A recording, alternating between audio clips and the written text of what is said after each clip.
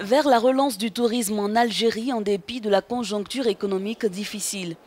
Les agences de voyage et structures hôtelières ont annoncé la mise en place, avant la fin de l'année, d'une confédération nationale dont l'objectif est d'éveiller l'instinct touristique chez l'Algérien et attirer plus d'étrangers vers la destination Algérie. Ces différentes préoccupations étaient au cœur du 18e Salon international du tourisme à Alger.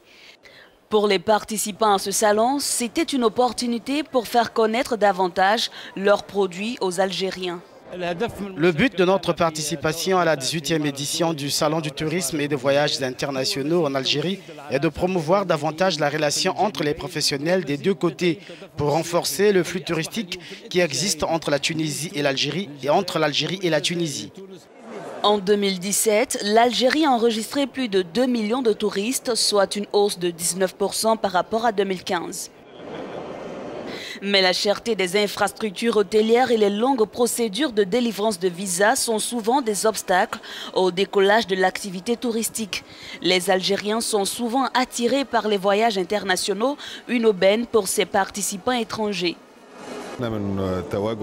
Notre but ici est de soutenir et de relancer le tourisme, surtout que nous ciblons la société algérienne pour visiter l'Égypte.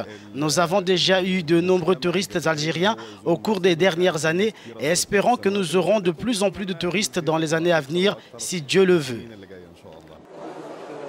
Pour certains analystes, il faut promouvoir l'investissement afin que le secteur du tourisme contribue au développement économique durable de l'Algérie.